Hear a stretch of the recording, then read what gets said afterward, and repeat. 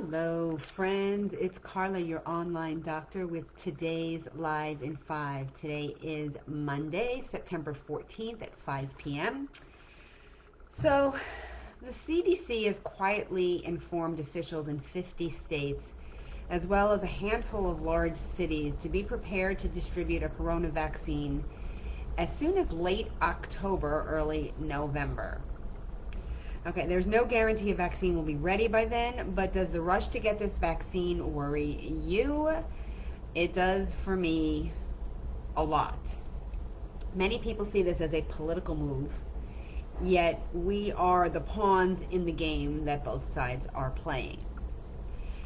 The first people in line to get this vaccine would be high-risk groups and frontline healthcare workers and, of course, national security employees.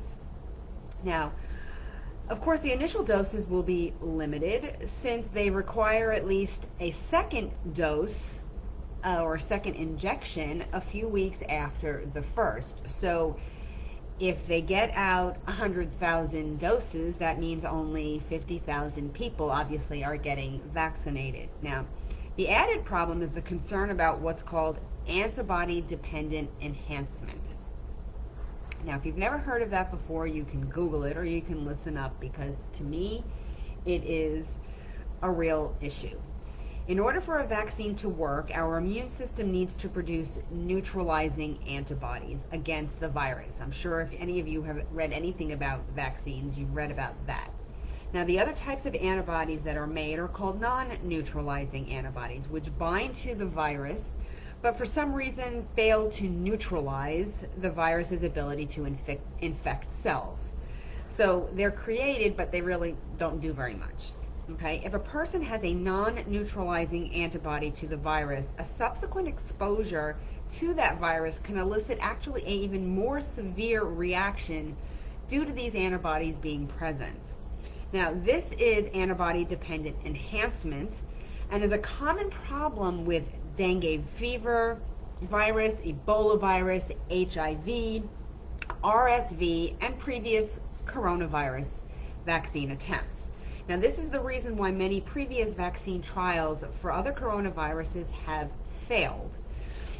Major safety concerns were observed in animal models in those trials.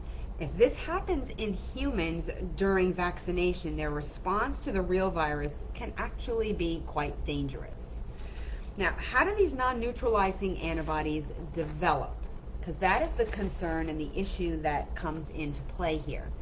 So an antibody can become non-neutralizing simply because it doesn't bind to the right portion of the virus to neutralize it, or the antibody binds too weakly to the virus. These are just examples, okay? This can also happen if neutralizing antibodies, the good ones, if these levels fall over time and are actually too low to actually neutralize the virus at a future exposure, which is a concern that they're having at this moment with coronavirus.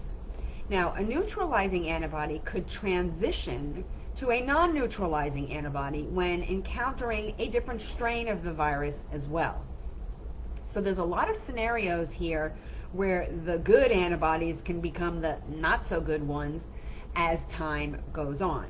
Now, the exact mechanism of antibody-dependent enhancement is not known, but it's believed to be through a receptor on the immune cells that the non-neutralizing antibody binds to, in addition to the virus, and almost facilitates the virus infecting human cells, or animal cells as it comes to be in these trials.